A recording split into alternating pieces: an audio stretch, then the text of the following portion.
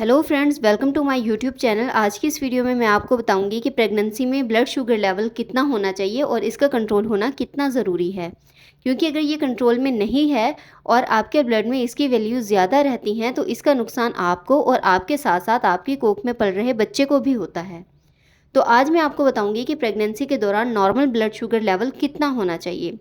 कई बार ऐसा होता है कि जिन फीमेल्स को पहले कभी डायबिटीज़ की शिकायत नहीं रही, यानी कि उनके ब्लड शुगर लेवल्स हमेशा ही नॉर्मल रहते हैं, इनके साथ ऐसा हो सकता है कि प्रेगनेंसी के दौरान यानी कि जब वो प्रेग्नेंट होती हैं तो ब्लड शुगर लेवल्स जो होते हैं वो बहुत ज़्यादा बढ़ जाते हैं। और डिलीवरी होने के बाद यानी कि बच्चे की डिलीवरी होने के बाद ये ब्लड शुगर जो हैं वो अपने आप नॉर्मल हो जाती है, यानी कि उन्हें प्रेगनेंसी के दौरान डायबिटीज़ हो जाती है। इसको गेस्टेशनल डायबिटीज़ कहा जाता है। अब इसके प्रेग्नेंट फीमेल के भी और इसके होने वाले बच्चे के ऊपर भी बहुत ज़्यादा बुरे असरात पड़ते हैं।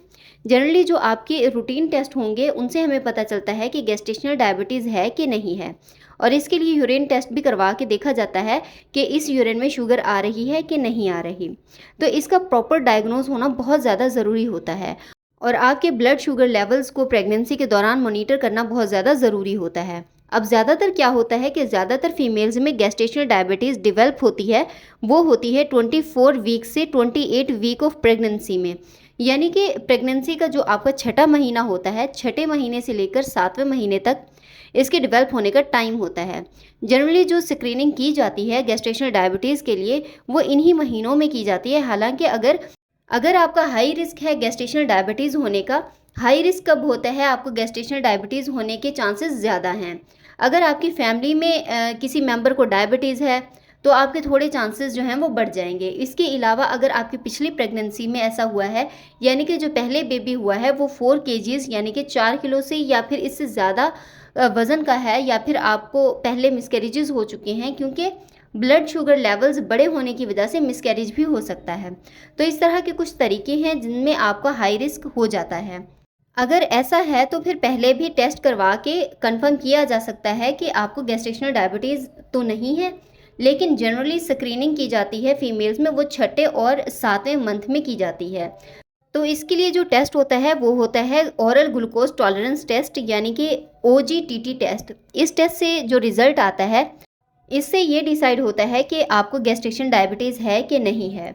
तो इसके लिए पहले तो आपका फास्टिंग ब्लड लेकर इससे टेस्ट किया जाता है। इसके बाद फिर आपको एक ग्लूकोज का सोल्यूशन पिलाया जाता है। इसके 1 घंटे के बाद फिर से आपका ब्लड सैंपल लिया जाता है, और इसके भी 1 घंटे बाद, यानी कि जो ग्लूकोज का सोल्यूशन आपको पिलाया गया है इसके 2 घंटे बाद फिर से एक और ब्लड सैंपल लिया जाएगा।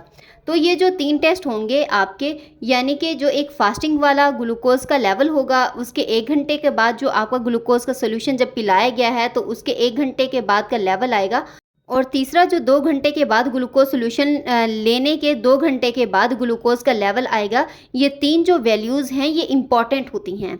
इनमें से अगर एक भी वैल्यू आपकी बढ़ी हुई मिलती है तो आपको वहाँ पे गेस्टेशनल डायबिटीज़ जो है वो डायग्नोज हो जाती है। तो सबसे पहले बात कर लेते हैं कि आपका जो फास्टिंग वाला ब्लड का शुगर लेवल आना चाहिए वो कितना आना चाहिए। ये आपका अगर 92 mg/dl या इससे ज़्यादा है तो वहाँ पे आपकी जो गेस्टेशनल डायबिटीज़ है उसकी डायग्नोज हो जाएगी, यानी कि आपको गेस्टेशनल डायबिटीज़ है। अब बात कर लेते हैं दूसरे सैंपल के रिज़ल्ट की, यानी कि जब आपको ग्लूकोज का सोल्यूशन पिला के 1 घंटे के बाद सैंपल लेकर आपके ब्लड में जो शुगर लेवल चेक किया गया है वो लेवल अगर आपका 180 mg/dl या इससे ज़्यादा आए तो वहाँ पे भी आपकी गेस्टेशनल डायबिटीज़ जो है वो डायग्नोज हो जाएगी। और तीसरी जो वैल्यूज़ आपकी आएगी वो है ग्लूकोज सोल्यूशन के पी लेने के 2 घंटे के बाद 153 mg/dl या फिर इससे ज़्यादा होगी तो आपकी गेस्टेशनल डायबिटीज़ की जो डायग्नोज है वो बनेगी। तो ये जो 3 लेवल्स हैं आपके, फास्टिंग वाला और 92 से कम होना चाहिए, और 1 घंटे के बाद वाला जो लेवल है वो 180 से कम होना चाहिए, और इसके 2 घंटे बाद वाला जो लेवल होता है वो आपका 153 mg/dl से कम होना चाहिए। ये थी हमारी आज की वीडियो। आई होप कि आपको वीडियो पसंद आई होगी और इसमें बहुत कुछ सीखने को मिला होगा। तो वीडियो को लाइक कीजिएगा, शेयर कीजिएगा और इस चैनल को ज़रूर सब्सक्राइब कीजिएगा। मिलते हैं हमारे नेक्स्ट वीडियो में। Thanks for watching.